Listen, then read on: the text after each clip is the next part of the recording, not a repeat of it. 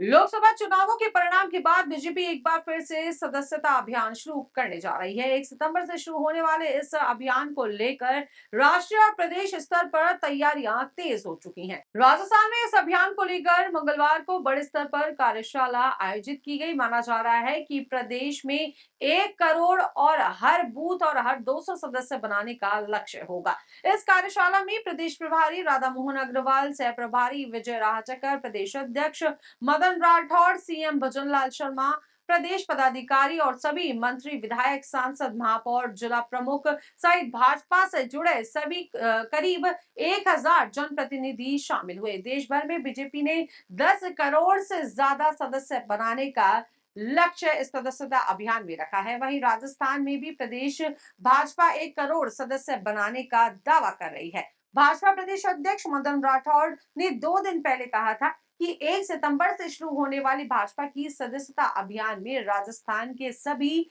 51,736 बूथों पर 200 सदस्य बनाने का लक्ष्य तय किया गया है और इस तरह से अभियान के जरिए प्रदेश में भाजपा 1 करोड़ सदस्य बनाएगी और इसके लिए कार्यशाला आयोजित की जा रही है। और इस कार्यशाला में किस तरह से सदस्य बनाए जाएंगे, उनका सत्यापन किस तरीके से किया जाए, इसको लेकर बताया जाएगा। तो बीजेपी के इस कार्यशाला को लेकर और साथ ही आरक्षण के मुद्दे को लेकर, भारत बंद को लेकर केंद्रीय मंत्री अर्जुन राम मेघवाल मीडिया से रूबरू होते हुए नजर आए। तो क्या कुछ कह रहे हैं, दिखाते हैं आपको इस वीडियो में। भारतीय जनता पार्टी अपने संविधान के अनुसार सदस्यता अभियान चलाती है और उसके तहत लक्ष्य भी निर्धारित करती है। भारतीय जनता पार्टी के 1 करोड़ सदस्य बनाने का लक्ष्य है। आज उस अभियान की शुरुआत यहाँ जयपुर से हो रही है और हमारे प्रदेश के प्रभारी राधा मोहन दास अग्रवाल जी भी उसमें आए हुए हैं। ये संगठन को मजबूत करने का एक बड़ा कदम है। वैसे 10 करोड़ का रखा है, एक तो बड़ा टारगेट होता है, कैसे अचीव करेंगे सर? क्या टारगेट हम बड़ा ही लेकर के चलते हैं और उसको पूरा भी करते हैं। वैसे क्योंकि लोकसभा चुनाव में टारगेट बढ़ा लिया था लेकिन पूरा नहीं हुआ, तो फिर ऐसा नहीं कि इस तरह से है। लोकसभा में एक टारगेट था ना, क्या फिर एक बार मोदी सरकार पूरा वाग नहीं हुआ ना। अच्छा, 6 उपचुनाव भी हैं वैसा, उसको लेकर कोई टारगेट तय किया है? वो अब चर्चा होगी और हम इस 6 चुनाव में, उपचुनाव में निश्चित रूप से भारतीय जनता पार्टी बहुत अच्छा प्रदर्शन करने वाली है। वैसे में आप कानून मंत्री है, क्योंकि SC/ST आरक्षण को लेकर बड़ा विवाद है और कल 21 तारीख को अघोषित रूप से बंद की आह्वान किया गया है। देखिए, 2-3 चीजें आप एक साथ पूछ रहे हैं। एक तो 2 दिनों से एक लेटरल एंट्री वाला मामला चल रहा है जिसको आप पूछना चाह रहे हो। दूसरा, आप सुप्रीम कोर्ट का एक निर्णय है SC कास्ट को लेकर के सब कैटेगराइजेशन का, 2 ही विषय पूछना चाह रहे हो ना आप, या और भी कुछ पूछ रहे हो? तो पहले तो मैं लेटरल एंट्री को थोड़ा आपको बता दूं कि ये नेहरू जी के कालखंड से शुरू हुई थी लेटरल एंट्री। इसको इंदिरा जी ने भी जारी रखा, राजीव गांधी जी ने भी जारी रखा और मनमोहन सिंह जी ने भी जारी रखा। अब लेटरल एंट्री को लेकर के जो ये राहुल गांधी जी, जो नेता प्रतिपक्ष भी हैं लोकसभा में, वो बेबुनियाद आरोप हम पर लगा रहे हैं।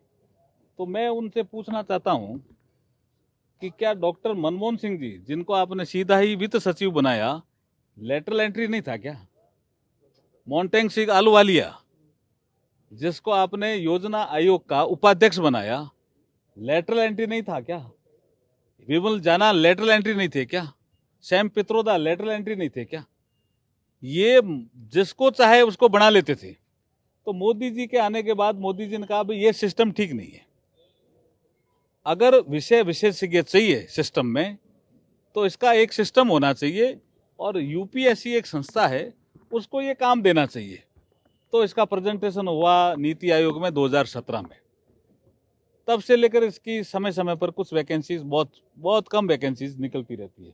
जो यूपीएससी की जो IAS IPS की वैकेंसी है उससे ये अलग है। कोई रिजर्वेशन पे किसी कोई आंच नहीं है।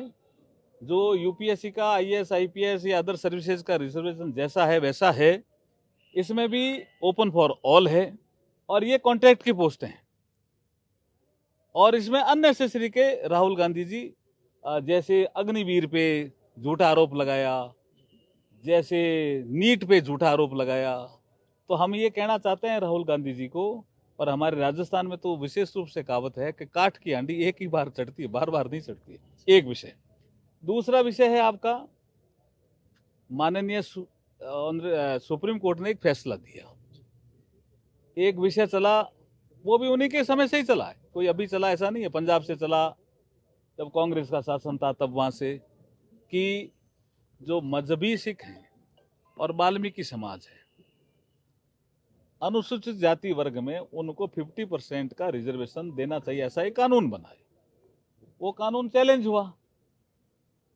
उस समय सुप्रीम कोर्ट ने कहा नहीं, आर्टिकल 341 में आप सब कैटेगराइजेशन नहीं कर सकते। मामला फिर आंध्रा में गया, आंध्रा से कर्नाटका, ये सब अपोजिशन रूल्स स्टेट से होता होता ही आया है, आकर के सुप्रीम कोर्ट में ही गया।